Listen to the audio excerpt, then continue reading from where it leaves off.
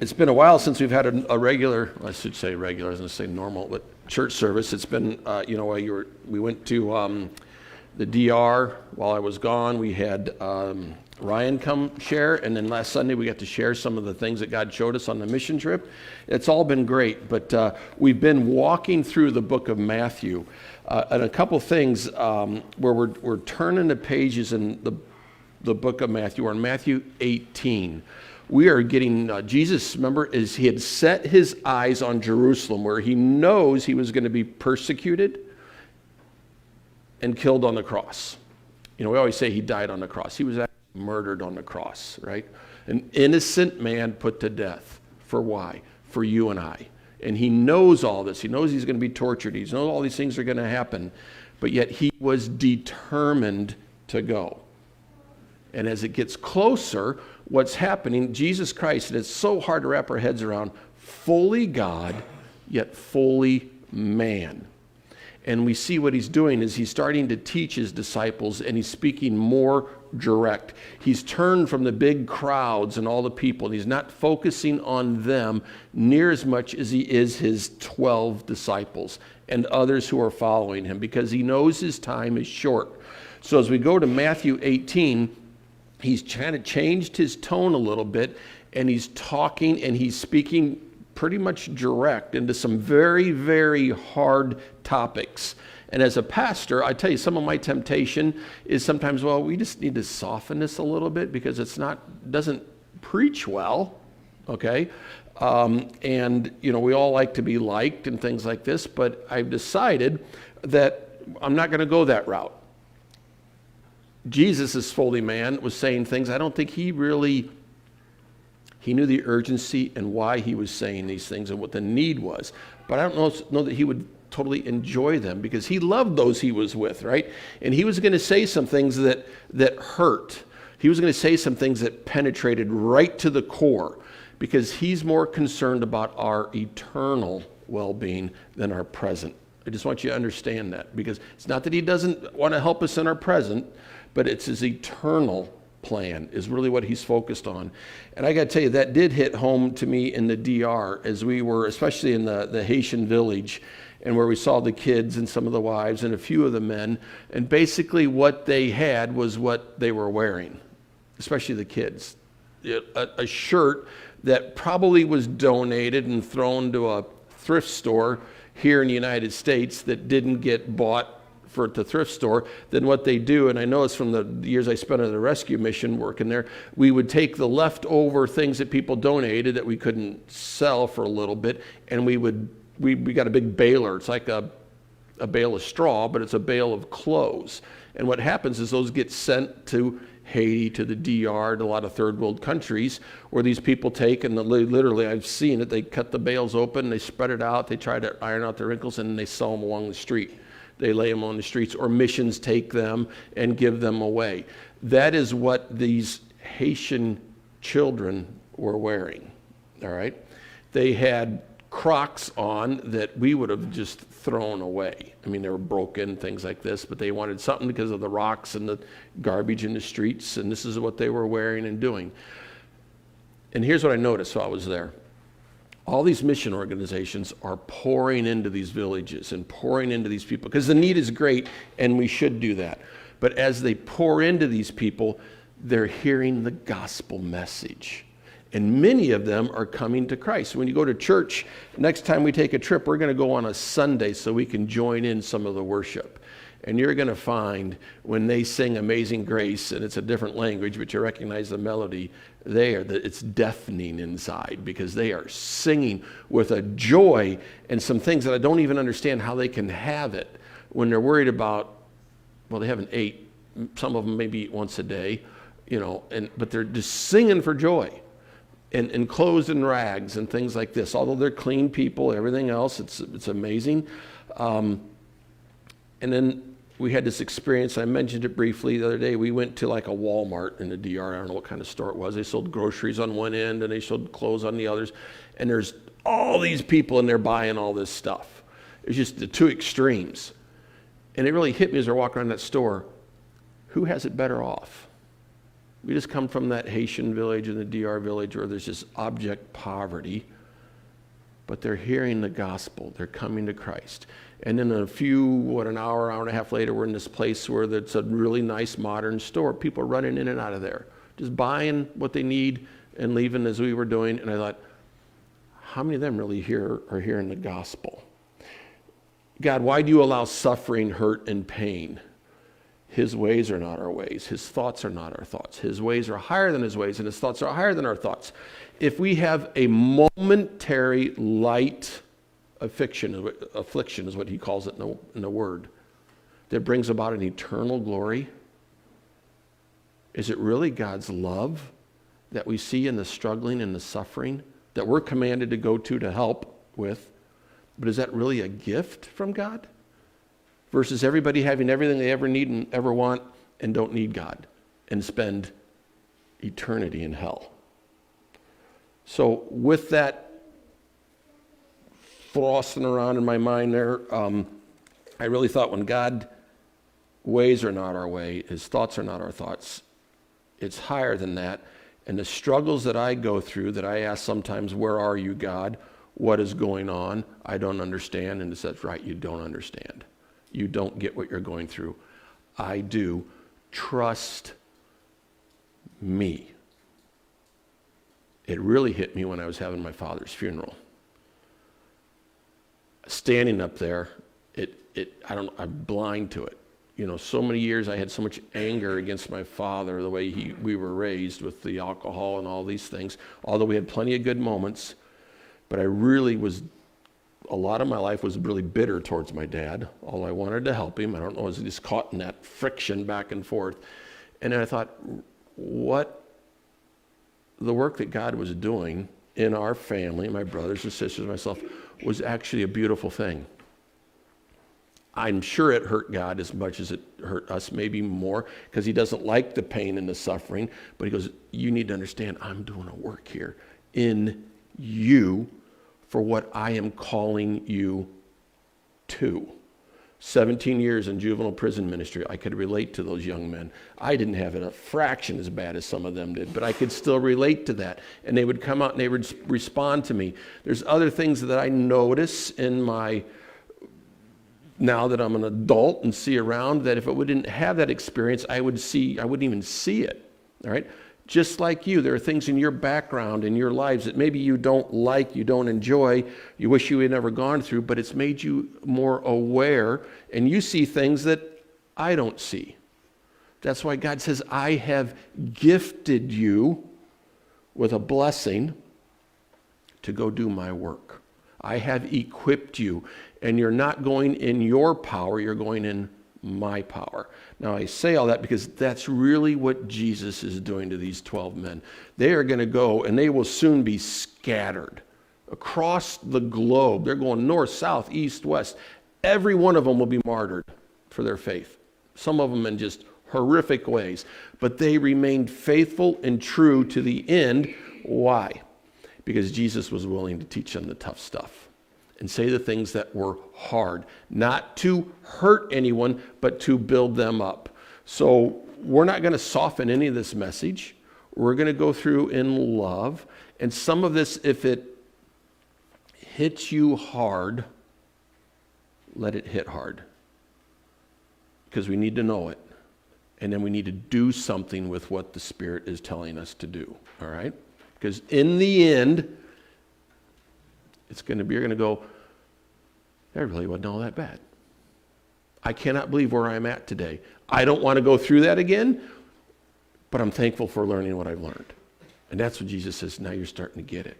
Now just wait, there's more coming. But let me tell you, in the end, when we spend eternity with God in heaven, we're going to go, I hardly even remember that. It's going to be incredible. All right? God is more concerned about our eternity than our here and now, just so you are aware. So Matthew 18, we went through verses 1 through 9, and that's where these disciples, they're not getting it. They're getting to Jerusalem, and they're like, well, who's going to be the best in heaven? Basically saying, where are we going to be in heaven? You know, we're walking with you now, and we want to reign with you. And they're not even really thinking about heaven, although they mention it. They're also thinking about here and now. It's all the power struggle, right? The hierarchy. And they did that. And what does Jesus do? He brings a young child and says, bring him to me.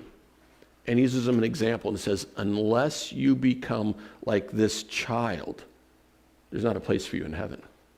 And I really struggled with that. I was thinking about that. What is it like? What is he meaning to be that young child? I had young children. There's times I loved on them like crazy. There's times I got super frustrated with them. And then they become adults, and none of that really changed. And now I have grandkids. And I thought there was a moment that I saw as I was thinking about this.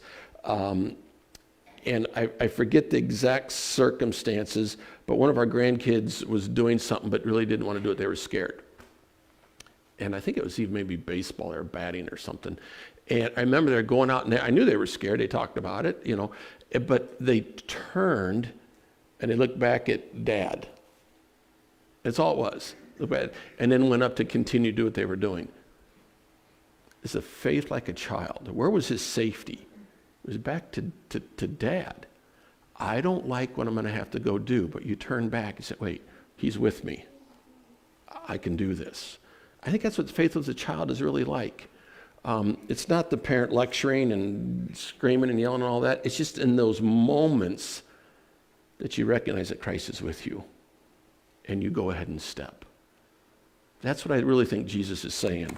And then he goes in, if you cause one of these young ones to stumble, he says it's better that you have a millstone, which is a giant 6-foot-tall millstone, and they're super thick, that was tied around your neck and you were cast into the sea. It would be better if that happened to you than what's going to happen later, if you offend one of these little ones.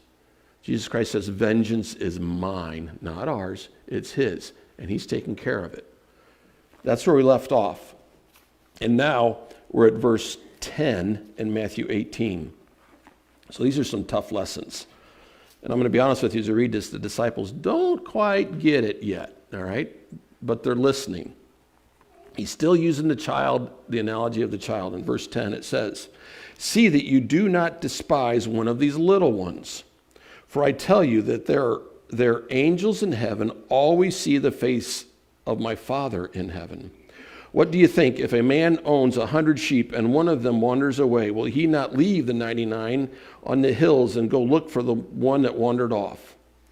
And if he finds it, truly I tell you, he is happier about that one sheep than about the 99 that did not wander off. In the same way, your Father in heaven is not willing that any of these little ones should perish. We are to love. Point one is we are to love like God. We are to love like God. So Matthew 18, for the next couple chapters, is really talking about life in the church. He's teaching his 12 disciples who are going to lead the church. What does it really look like to live in the church, okay? You come to me in humility, like the faith of a child, all right?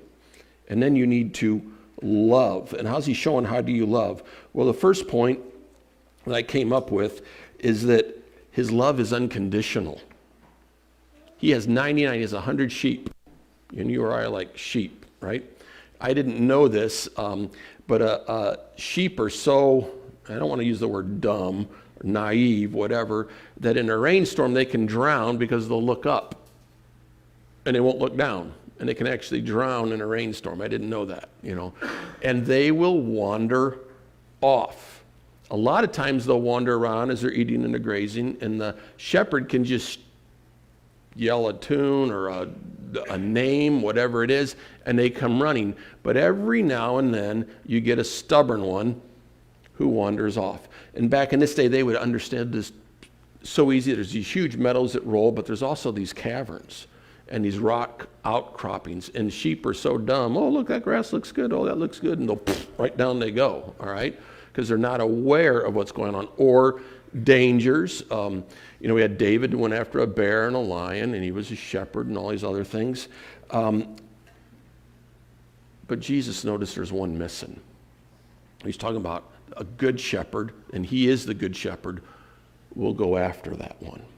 And he will search and search for it. So his love is unconditional.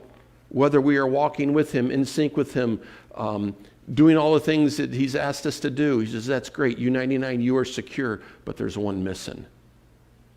who's maybe walking in rebellion. I'm going after that one. And that's what he does. His love is unconditional. The second one is his love is individual. It's for that single sheep. Jesus Christ says, I know you by name. I know the hairs on your head. Isn't that something? He has less of a job with my hair because I've been falling out and getting bald spots now, so his job's getting easier. But some of you he's got no problem with, but I'm just kidding. His love is individual. And this is what's best, is his love is emotional. What happens when he finds that one and they respond? They rejoice. They rejoice. He rejoices, I'm sorry. He rejoices. So his love is unconditional, it's individual, and it's emotional. It's not just a transaction for him. But it says this, truly I tell you, it says, see that you do not despise one of these little ones. And he goes immediately into the one that wanders away. How many times do we write off the one who walks away? Oh, they need to learn their lesson. Maybe they do need to learn the lesson. Or we get angry and we hurt with that, right? Or we write them off. Jesus doesn't. For I tell you that their angels in heaven always see the face of my Father in heaven. Do you know where we get the idea of the guardian angel? Everybody's guardian angel? It's that verse right there. Because if you read it, it says, for I tell you that their angels in heaven always see the face of the Father in heaven. Angels have responsibilities. God sends them out to do a job. Do you know when we get to heaven one day that we're going to rule over the angels? Isn't that's crazy? You know, there's angels when you talk about in Revelations that put their foot on the east and the west. They're huge. They're going to answer to us. Can't comprehend all of that. But it says this, if a man owns 100 sheep and one of them wanders off, will he not leave the 99 and go look for the one who wandered off? And if he finds it. It doesn't say the 99 are safe and the one goes away and he will find it. It says if. So there's that whole contention about free will and God's sovereignty that I don't know all the answers to be honest with you. But some who wander off are not found. That doesn't mean the shepherd isn't out looking for them, calling for them, things like that. You can get into, this is going to open up a door to Arminianism and Calvinism, once saved, always saved, all that other things like this. Because Jesus does say, I hold you in my righteous right hand. I have lost none that the Father has given me. And then you can argue, well, does that mean someone who wanders off and never comes back? Maybe they were never saved. I don't know. All I can tell you is God's sovereignty is sovereign. He's in control. But we have a free will. What we do, the decisions we make, matters. Obedience, things like this, matter. So that's why Jesus is talking so pointed to these disciples about some very hard topics. So that he's building this all, and you can kind of see how this all comes together. So the question was who was the greatest, who is going to be the greatest in heaven? And Jesus says again, you have to come to me like a little child, right? So what it really means this is humility. You take the lowly position of a child. It's humility. It is not, what is humility? It's not thinking less about yourself. Oh, I'm no good. Oh, I did this. I'm a failure. I will tell you, I sat out on my table on my patio the other night talking to a young man. He says, oh, I did this. I'm so bad. All this. And I said, oh, you just need to be quiet. What do you mean? I go, this is just a pity party. I have no interest in talking to you about this. What are you going to do about it? What do you mean? I said, all you want is attention, is what you're asking of me, to give you attention, to waller in your pity so you can maybe just feel good. It's just this weird way of getting attention. It's what got us into this conversation to begin with. Hey, I have no interest in talking to you about that. Well, you're not very nice. I said, no. I said, you say you're a believer and you're a Christian. You need to get on your knees and you need to repent from this and confess it to God and then get up and go again. Because you're living under his grace and you turn from these things. And his problem is he's a young man. He's not quite an adult. He's not a boy. He's trying to figure everything out. And we talk kind of hard to him, I know, but it's just like there's no patience for this pity things. That's not how our Savior, yes, he had pity on us. That's why he came to save us. But that doesn't mean it allows us to waller in all that. Because what did Jesus Christ do on the cross? He took the penalty for that sin and the shame for that sin.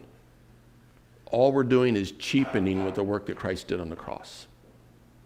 And I guess that's where I get a little defensive of some of those things. So we had another talk, a longer talk. We're going to talk again. He'll be okay, but just every now and then it's tough love. I don't know. Anyway, I don't counsel everybody like that, by the way. So don't worry if you come to me. I'm not going to yell at you. Well, maybe, but not. No.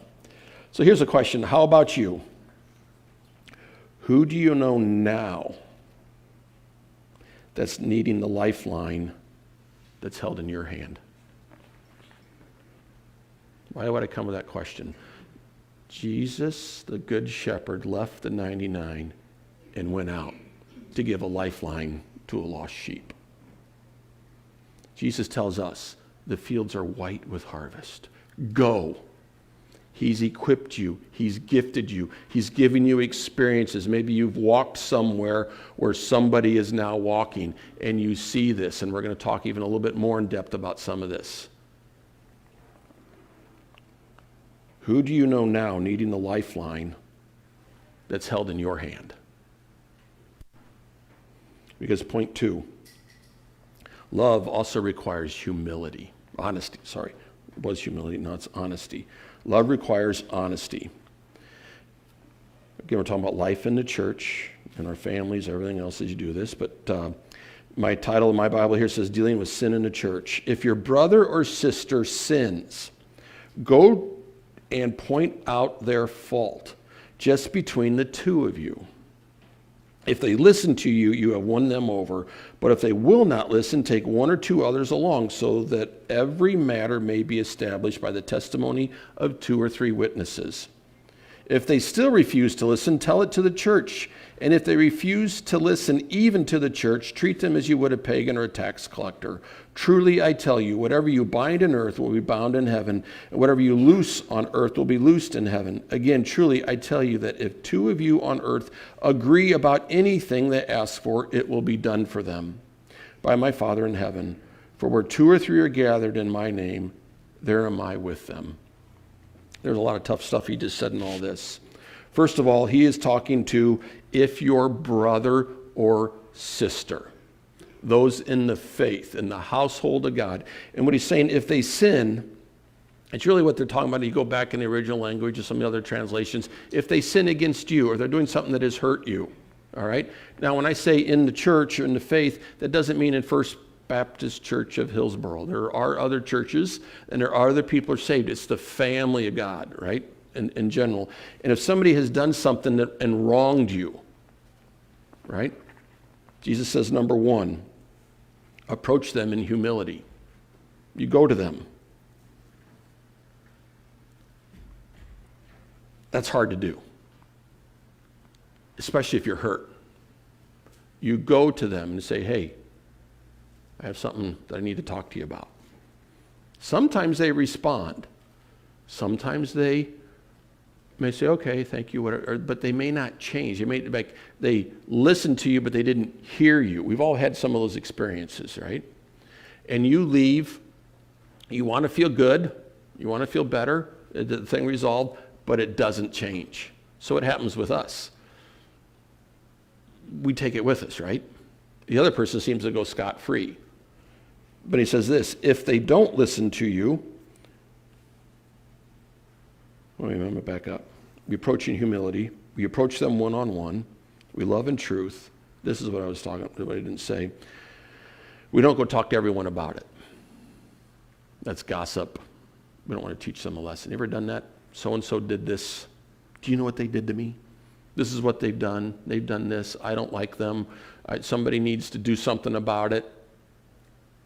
Happens all the time, especially if you're in a position of a little bit of authority, whether it's work, church, wherever. People come to you, man, you need to do something. I've had people do that to me. You need to take care of this. I'm like, I don't have to do anything. You need to go talk to that person, all right? And if you don't get anywhere, then maybe come back or we'll talk about it some more. A lot of times what happens is I need to build up my courage, so I want to feel good and feel like I'm right, so I'm going to go talk to you and you and you and you and you, and I'm going to build up, yeah. And that turns up to be gossip. And all we're doing is we're shaming the other person because we want to hurt them the way they hurt us. God says no. Jesus is telling them, when this happens to you, 12 and others around, you go talk to that person one-on-one. So you have a full understanding. You may not know everything that's going on. They don't listen to you. Then you go and you take 2 to 3 others with you. Because sometimes maybe you don't understand the circumstance. Maybe you don't know the backstory to everything. You don't know everything they've gone through. And so you go find some wisdom, people with wisdom, right? And then you go back and you confront them. Again, this isn't easy, but you do it out of love. A lot of times then people do listen because there's a few more witnesses that say, well, no, this is what happened. And it's just logical, right? But there are times even that doesn't work, and then take the matter to the church. And there's a thing, and we're going to get to it, about church discipline. But the thing is about Matthew 18, again, it's about living in the church. We've talked about this in the past, and we need to finish up on some of this about church membership, right? People say, well, I don't need to be a member. I just go there. What happens when you become a member of a church, really, in reality? It's not that they can keep track of you, things like that. It's just what you are doing is you're saying this, I voluntarily come and put myself under the authority of the church because I need some accountability in my life. I know some people in the church that I like, that I want to be around them. We think the same way, we worship the same way, and I am willing to put myself under the authority of the church, also for accountability. And we come and we have this open relationship. And, I've confessed to you many times my struggles, and we're all human, we have them, but we are here to help one another, right? There's times of need. We got little Zach's up there in the surgery having church. They put out prayer needs. We're praying for him, and I'm going to go visit him, and we're going to, there's things that we want to do that we can be part of that family. When someone is grieving a loss, we're grieving with them. When someone rejoices, rejoicing with them. It's people that you can count on. But there are times with a family that we have to be held accountable. And the thing is, as I wrote down here in a note, church discipline is not about punishment. It's about reconciliation. And there are times that there are people who've been that sheep that's wandered away. And there are times like, okay, we've tried, we've reached out in love, we've gone with the 2 or 3, now we've gone to church, but you're bent on this decision, then go and release them. It's not to write them off, it's not to do anything like that, it's to let them go so they can come to the end of themselves. It's a lot of times with an addict, when you're dealing with addicts, and they have to hit I heard the saying, rock bottom. They got to be down here before we can help them, the world they're admitted. And unfortunately, that's how I learn a lot of the times, because I'm stubborn. And I'm like, yeah, you don't understand. When someone comes to me, okay, I get it. And then I get offended. And 2 or 3, I usually try to listen at that point. But there's been some times in my life where I have just been flat out stubborn and just run. And then pretty soon, you run smack against that wall. And you come to the end, and then you come back and say, man, I need some help. A lot of times there are people there. When we come back in humility, we're right there and we're helping. That's what church discipline and all this really means. So here's a question I have. How about you, myself? What offense are you holding on to that is stealing your joy and peace? How did I come to that question? What offense that you're holding on to that is robbing you of joy and peace? And you come back and you're holding on to it when there's these things they call triggers that all of a sudden bring you right back to where you were. Now there's lots of things that can happen, but there's all these triggers out there. What happens is a trigger is telling you that I haven't released something. I have been offended. I am holding on to this anger, and it's here. And I've buried it deep until there's a trigger. And then it's all right back. You're right back in that moment. That's how I actually lived with my father for many years. He could just do so many things. We'd be so good for quite a while, and something would just flare up a little bit, and boom, I'm right back into that circumstance that happened 30 years ago. And I've got the same anger and the same everything else. There is no way for a believer to live.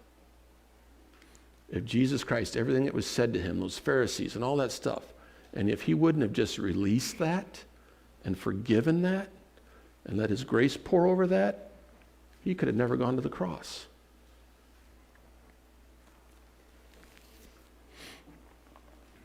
So the heart check is this.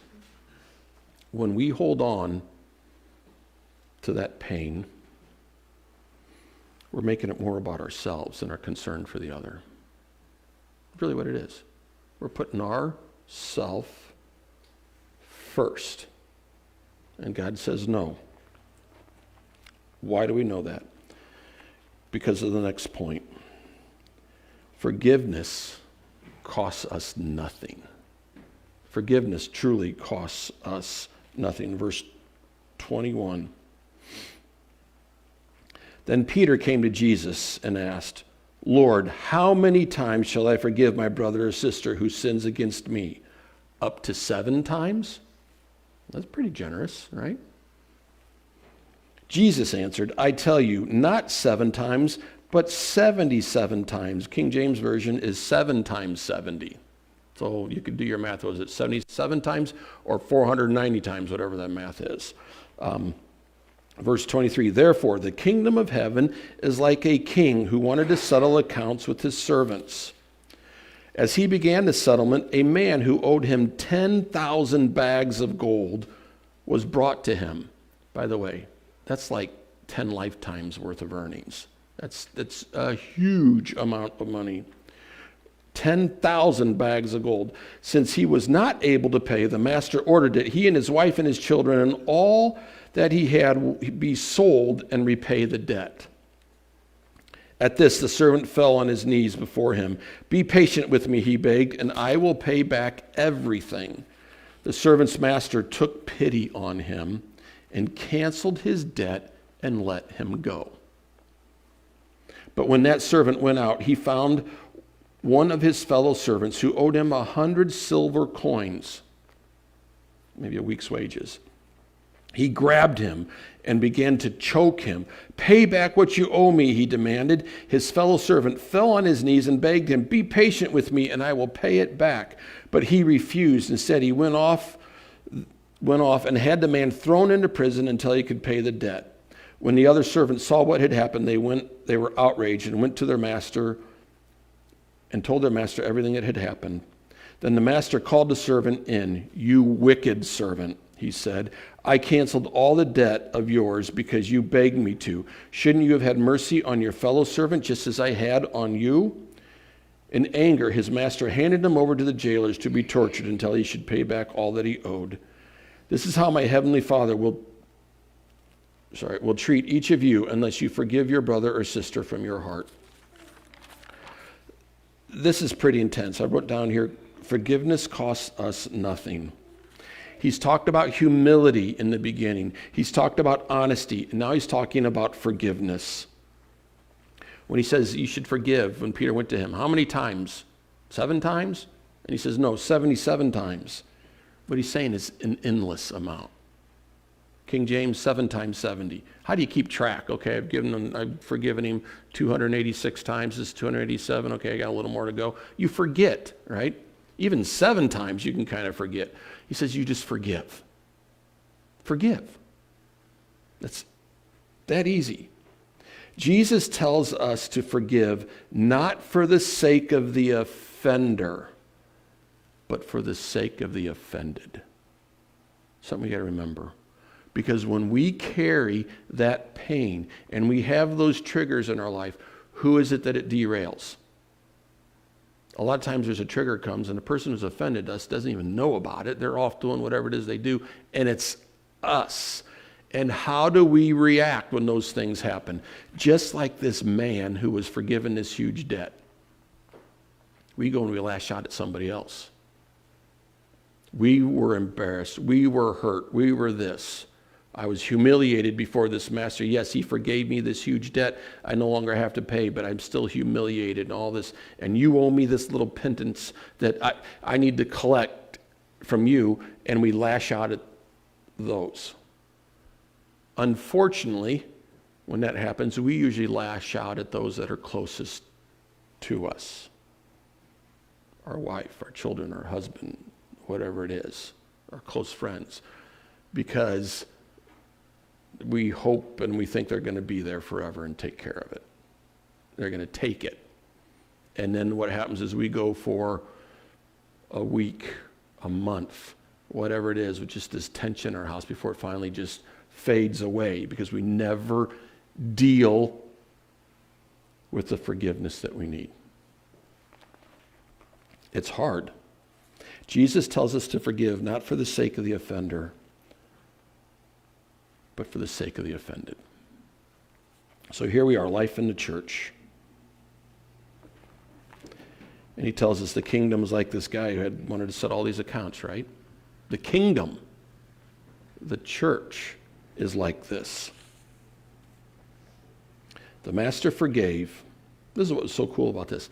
The master, the guy who was the offense was done. Think about this. I have forgiven. The master's owed 10,000 bags of gold, forgave. And he's moved on. I mean, he probably took a pretty big hit, right? I mean, that's a lot of money, a lot of everything else. It doesn't say that the master was dwelling on it. He didn't even know about this guy anymore, and he'd forgotten, and he moved on. The servants had to go back and say, do you know what this guy did that you forgave? That's the freedom we have with forgiveness. Yes, we understand that. Jesus Christ says, I am with you. I will provide. I'm giving you the power. I like to think that the master was focusing more on that than he was the offense that happened to him, which was large. That's why forgiveness costs us nothing. The master forgave and moved on. The offender, held on to his shame and his guilt and acted on that. It's just kind of the opposites. So how about you? How is unforgiveness manifesting itself in your life? What are you holding on to that is robbing your joy, that's always somewhere in the back of your mind, that is, you are allowing it to steal your joy and your peace? Jesus Christ came that we may have life and have it more abundantly.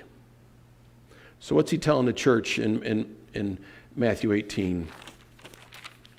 It's pretty easy. We should live with humility, putting others above ourselves. Yes, but I'm going to get hurt. I'm going to get maybe taken advantage of. Yes, you are. All right? And when you are, we're going to talk to that person in honesty, out of love. We're going to try to bring reconciliation that God wants us to do. Right? We're leaving others first. And even if all that doesn't work, we're going to forgive anyway, so that we can go on free. I tell you what, when you are forgiven someone and you let them know that, you know what it does to that person? It really tears them up. If they are the one who's holding on in pride and everything else, says, you know what, I've chosen to forgive you. They may scoff and say something to you this, but you know what that does to that person? I guarantee you this. The word tells us when we give a cup of water, it's like pouring hot coals on someone's head. They can't live with that.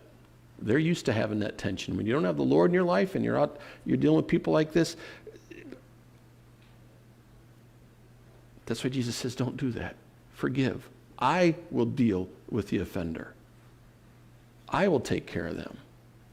I want you to go free in my grace. Now, I'll quit with this. Jesus Christ came, and we believe that, and he paid this huge price for us. We believe that. He rose over the grave, and we're going to be with him in heaven if you believe him.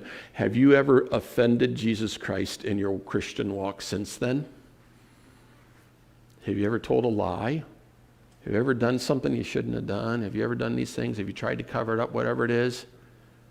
And what has Jesus Christ done? I forgive you. My grace is sufficient for today, just like it was then, and it'll be sufficient for tomorrow. And he's telling us the same thing. Quit the pity party. Quit thinking, oh, woe is me. I've got to hang on to this. I need to be made right. He goes, let it go. Trust me in that so that you can go free.